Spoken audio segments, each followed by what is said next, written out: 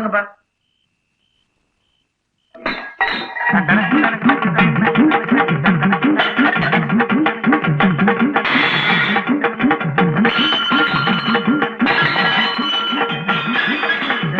அப்பா என்னப்பா அது?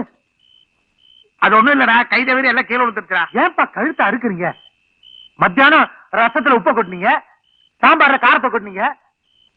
ஐயோ, மத்தியானமும் பண்ணி இப்பவும் பண்ணி கொடுமை பண்றீங்களே. சரி, கொஞ்சம் தண்ணியாவது ஊத்தி தொலைங்க. ஏன் இப்படி சித்திரவதை பண்றீங்க? அது வேற ஒண்ணும் இல்லையடா. ஐயர் வந்து 7 வருஷம் உள்ள தள்ளிடுவேனார. உன்னை மட்டுமா என்னையும் சேர்த்தியான்னு தெரியலடா. அதுல இருந்தே கையும் ஓட மாட்டேங்குது, காலும் ஓட மாட்டேங்குதுடா கணேசா.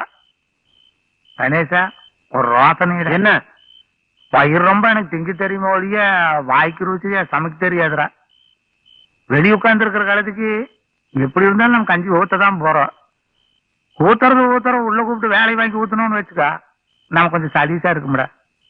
என்ன நான் சொல்றது? சரி சரி, கூப்பிட்டு தொலைங்க. மருமகளே எந்திரிச்சு வாமா, உன் புருஷன் உனக்காக காத்துட்டு இருக்கிறான். இப்ப மட்டும் நீ உள்ள போனேன்னு வச்சுக்க,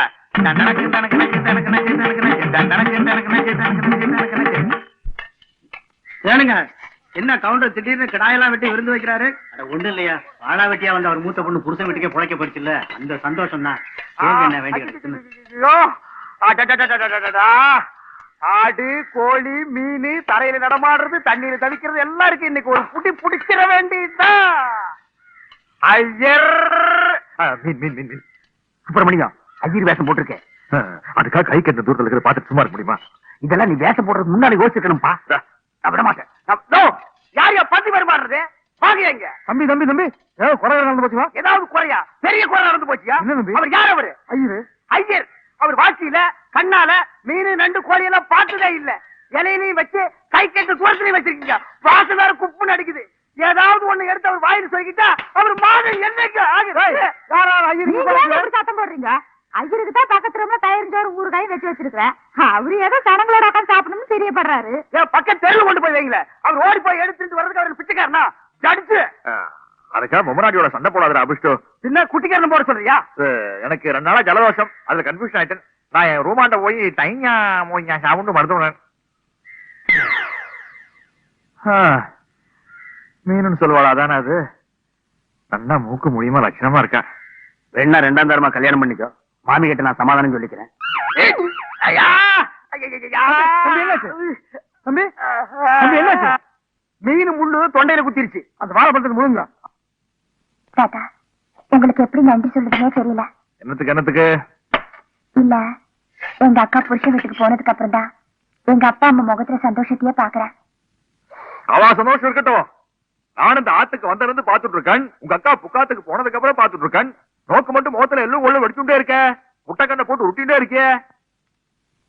உன் வயசுல ஒரு பொம்மராட்டி இப்படி உம்முன்னு உட்கார்ந்து இருந்தா அதுக்கு ஒரே ஒரு அர்த்தம் உண்டு, லவ் ஃபெயிலியர். ஆமா தாத்தா, எங்க அக்காவோட குழந்தைனார் சுப்பிரமணியன், அவரை நான் உயிர் நேசிச்சேன். ஓ, அந்த ரதிராமன் எனக்கு மோர் உணர்ந்து கொடுத்தானே, நன்னா சமைப்பான வேற சொன்னா. பேசாம அவன் கண்ணு வச்சுக்கோ, நன்னா வாய்க்கு ருசியா சமைச்சு போட்டுருப்பான். கொடுத்துட்டானே, வயசாயிடுச்சு, மறந்துட்டான். அது வீடு ஏலம் வந்தப்போ நீ கொடுத்து ஹெல்ப் பண்ணியாமே, அதெல்லாம் உங்ககிட்ட கொடுத்துட சொன்னான்.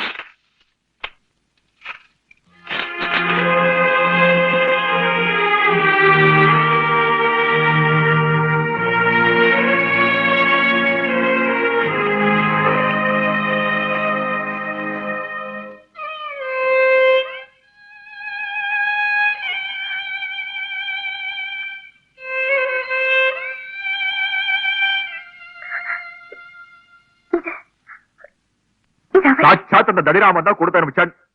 உன்ன மாதிரி 2 பேரும் ஸ்நேகமா இருந்தாள்னா இந்த நகையெல்லாம் ஆசையா அவனே நமக்கு போட்டுட்டு கடைசியா அந்த தாலி எடுத்து உங்க இடத்துல கட்டிருப்பான். என் முகத்திலேயே முழிக்கப்படாத அபுஷ்டு சொல்லி காரி துப்பி அனுப்பிச்சியாவே. ஃபீல் பண்ணினான். கட்டினா உன்னத்தான் கட்டுறதுன்னு சொல்லி ஆசையா அவன் சுய சம்பாத்தியத்துல 10 பவுன்ல தாலி செஞ்சு வச்சுட்டான். சரி விடு, நீ கொடுத்த கண்ணுக்கு வட்டியா வச்சுக்க. அது தாலின்னு நோக்கு தோணுத்துனா அப்படியே வச்சுண்டு, வெறும் தங்கம் அப்படின்னு தோணுத்துனா கட்டினா உன்னத்தான் கட்டுறதுன்னு சொல்லி ஆசையா அவன் சுய சம்பாத்தியத்துல 10 பவுன்ல தாலி செஞ்சு வச்சுட்டான். அது தாலின்னு நோக்கு தோணுத்துனா அப்படியே வச்சுண்டு, வெறும் தங்கம் அப்படின்னு தோணுச்சுன்னா உருக்கி காதலையோ கையிலையோ மாட்டிக்கும்.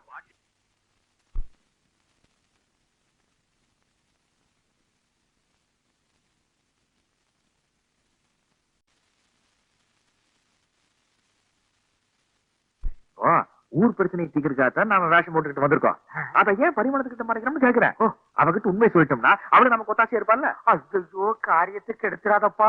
அவகிட்ட உண்மையை சொல்லி அவ வெளியே சொதப்பிட்டான்னா நம்ம இருக்கிறது அசலூர். உண்மை தெரிஞ்சு போச்சுன்னா உள்ளூர்காரனுங்க எல்லாம் சேர்ந்து நம்மள பெண்ட நிமித்துருவானுங்க. துப்புனி என்ன உசுரோட ஊரு கொண்டு போய் சேர்த்துருப்பா. நான் சிந்திச்சு முடிவெடுக்கிறேன். எந்த ஹாஸ்பிடல் அட்மிட் ஆகலன்னா 250 காணமே. இருங்க, பவுடர் போட்டு இருக்கேன்ல, சாவகாசமா பேசலாம். ஒருத்தி கண்ணாடி முன்னால போய் நின்று கால் நேரமா தெரியாது. அதனால காசெல்லாம் காணாம போயிருது. நாளை கடைக்கு வர வேண்டாம் சொல்லி போடு. நீங்க எப்படா வந்தீங்க? வீடு திறந்துருந்தா கேட்டு வந்து உட்காரணும். இப்படி எதை வந்து உட்காரக்கூடாது. மாமா கேட்டுதான் வந்தோம். கேட்டுவீங்களா? இரு, கணக்கு தகராறு. ஆமா, அசலூர்ல இருந்து எவனோ பரிமளாவ பரிசம் போடுறதுக்கு வரப்போறது இல்ல. உள்ளூர்ல இருந்து எவனும் என்ன மீறி தேங்காய் வள தட்டோட இந்த வீட்டு வாசப்படி மிதிக்கு போறது. கல்யாணத்தை எப்ப வச்சுக்கலாம்? அப்பா, திருப்பதிக்கு போகணும்னு சொல்லி 2 பிச்சைக்காரங்க வாசல்ல நின்னு உயிரை எடுக்கிறானுங்க. என்ன செய்ய? அம்மா, ஊடுல இருந்தா 4 பிச்சைக்காரன் வரத்தான் செய்வானுங்க, ஏதாவது கேட்கத்தான் செய்வானுங்க. மனசு இருந்தா போட்டு அனுப்பு. இந்தப்பா, ரொம்ப குத்தி கேட்டதா மாமா, பரிமாணம் கட்டி வை. நீங்க பாருங்க மாப்பிள்ள, நீங்க சரியான ஆம்பளையா இருந்தா என் பொண்ணு என்கிட்ட வந்து என்ன சொல்லுவானு? அப்பா, தேவராஜ் மாவுல கட்டி வை, இல்லைன்னா செத்து போயிடும் சொல்லணும். ஆனா என் பொண்ணு என்ன சொல்றா? கட்டி வச்சா தூக்குல தொங்குவேங்கறா. நான் என்ன பண்றது? இப்ப கல்யாணம் பண்ணி வைக்க போறியா இல்லையா? யோசிக்கிறியா இல்ல யோசிக்கிற மாதிரி நடிக்கிறியா? மாப்பிள்ள, உரிமைக்கிற காரணத்தினாலதான் என் பொண்ணை கல்யாணம் பண்ணணும்னு அடம் முடிக்கிறீங்க. உங்களை பிடிக்காத காரணத்தினாலதான் செத்து போவன்னு அபாடம் முடிக்கிறான். நான் உங்க பக்கம் பேச முடியாது, அவ பக்கம் பேச முடியாது. ஏன்னா முறதவரி நடக்காத காரணத்தினாலதான் 10 தலைமுறையா இந்த ஊருக்கே நாட்டாம சொல்ற ஸ்தானத்தை ஆண்டவன் குடும்பத்துக்கு கொடுத்துருக்கான். இப்ப யாரு கண்ணு பட்டுதோ, யாரு செஞ்ச பாவமோ, இந்த தடவையாவது சாமி குத்தம் வராம சம்பந்தம் நடக்கணும்னு பாக்குறேன்.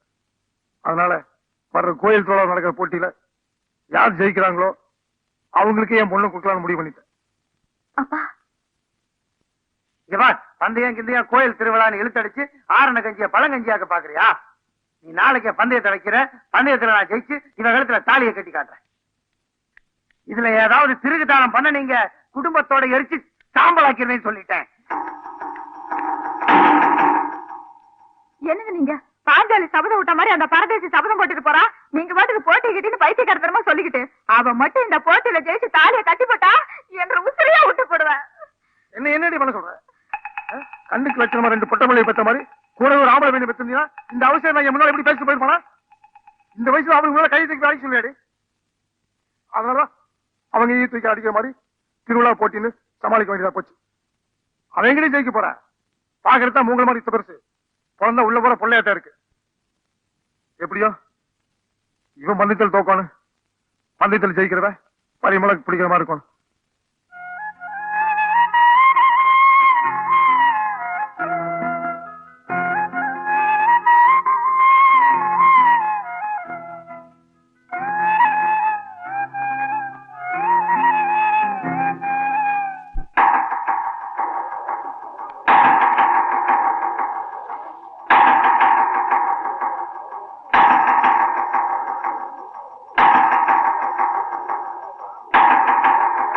இந்த கிட்டாம்பாளையத்துக்காரங்களுக்கு நான் சொல்லிக்கிறது என்னன்னா, இந்த போட்டியில ஜெயிக்கிறவங்களுக்கு நம்ம நாட்டாமக்காரரு அவர் பொண்ணு பரிமளாவை கட்டி வைக்கிறதா ஒத்துக்கிட்டு இருக்காரு.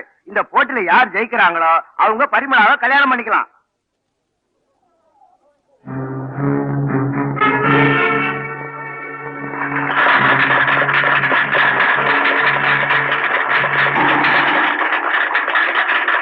இந்த ஊர்ல என்ன ஜெயிச்சுட்டு அவ கழுத்துல தாலி கட்ட எந்த ஆம்பளைக்காவது தைரியம் இருந்தா முன்னாடி வாங்கடா, வாங்க.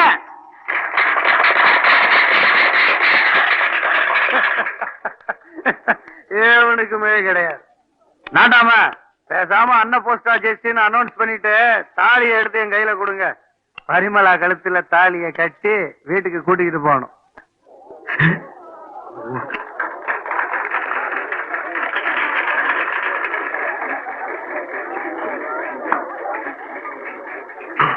இப்ப வருவோம்.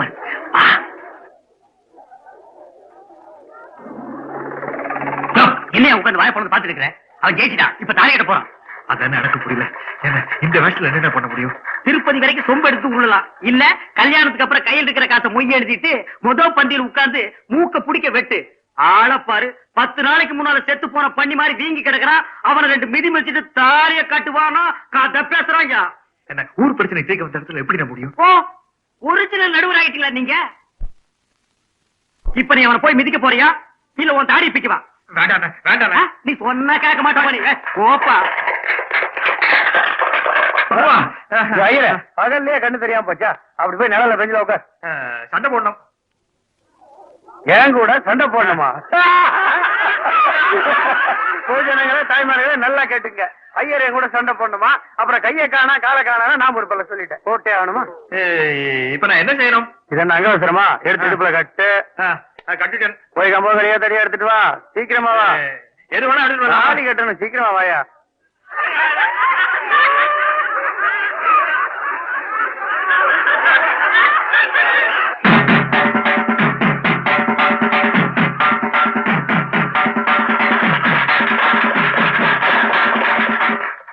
என்ன பாக்குறேன்? மணி அடிக்கிற ஐயர் கையில மான் கொம்பு எடுத்து இந்த சுத்துறானு பாக்குறானா? ஒண்ணு நன்னா தெரிஞ்சுக்கோ. திருத்தமா கத்து கொடுத்தா ஒரு அரிஜனும் வேடம் கத்துக்கலாம், நன்னா அர்ச்சனை பண்ணலாம். அதே மாதிரி ஒரு ஐயரும் கம்பு சுத்தலாம், AK-47 எடுத்து மானாவாரியா சுடலாம். என்ன விசேஷம்னா வீரமும் விவேகமும் ஒரு ஜாதிக்கோ மரத்துக்கோ சொந்தமானதே அல்ல. கத்து கொடுத்தா லோகத்துல யார் வேணும்னாலும் கத்துக்கலாம். தேவராஜ் என்ன ஆடு வாய் பொழுது பாடிருக்காரு. நன்னா ஏறி வாங்கோ.